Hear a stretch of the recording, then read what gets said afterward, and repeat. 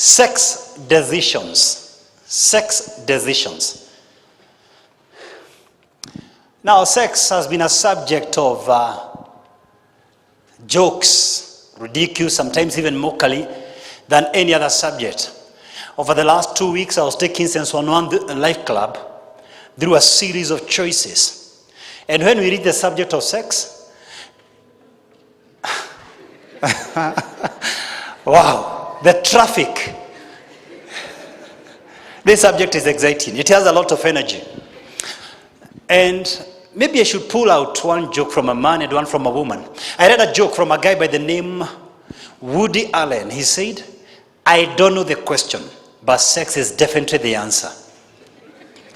Now, I need to pull one from a woman by the name Betty Friedan. There is not a single woman who got orgasm as a result of shining her kitchen floor.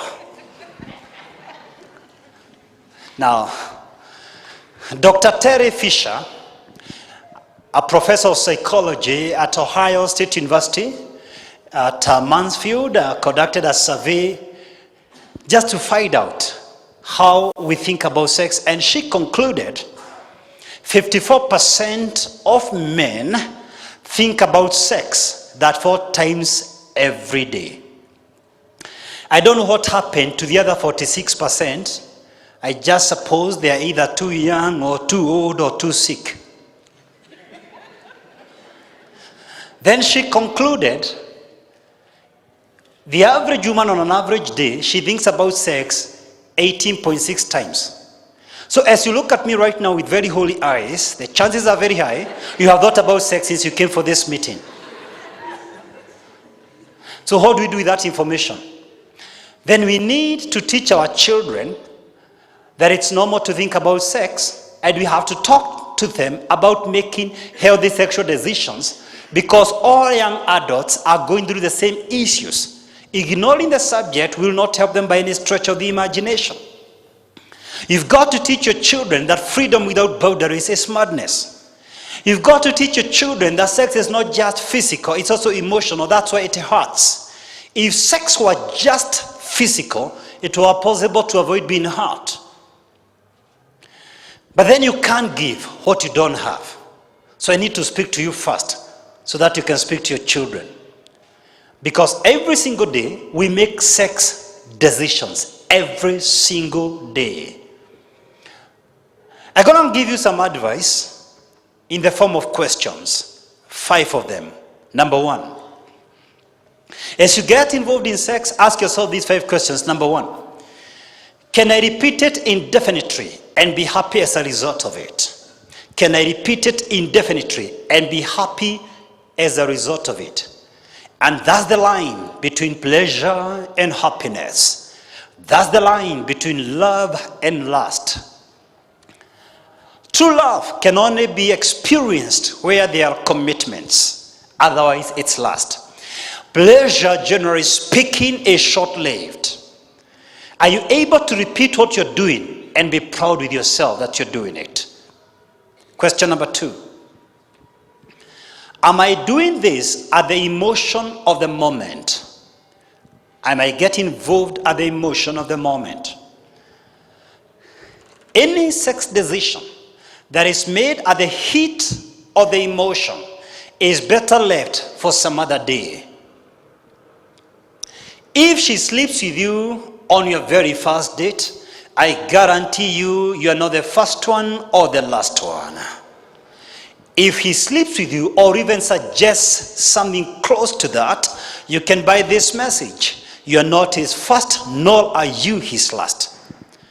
If after getting involved intimately, it leaves you with post-coitus depression, then you're involved emotionally. What's that? This is stress that comes after sexual intimacy. You start doing some calculations and math and wondering why you engaged in it. Then you have already made a wrong sex decision.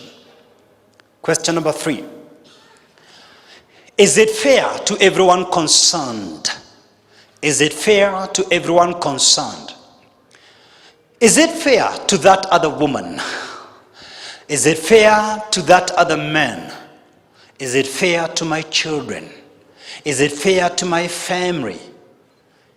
Is it fair to the ministry that I am running? Because it can never just be a matter of me. Question number 4. Does it take me closer to or farther away from my goals in life? Does it take me closer to or farther away from my other goals in life? The reason why we must interrogate this question is because sex is not your only goal in life. You've got other goals. Is this specific act conflicting my financial goals? Is it conflicting my other relational goals? Is it conflicting my family goals? Is it conflicting my relational goals? Is it conflicting my career goals? One single sex decision has ruined an entire church. One single sex decision has ruined an entire career. You've got to ask yourself, is this decision aligning itself with my other goals? Question number 5 and the last one. Have I set, defined, and communicated my boundaries clearly? Have I set, defined, and communicated my boundaries clearly? How far is too far for me? It's about me, not the other person, because these are my choices and I'm going to live by them. Is everybody around me clear about this? When you go for workshops out of town, different gender, do you communicate with the people you're going out with your boundaries so clearly that they can't cross the borders? I'm going to tell you something that looks like a contradiction. You know, if you've already decided you're going to sleep with someone, it's your choice. You might as well enjoy it. There's no need you start selling lard and you're in bed. You have already decided. It's your choice. But listen at the quietest whispers of your mind. They will always tell you the best choices to make.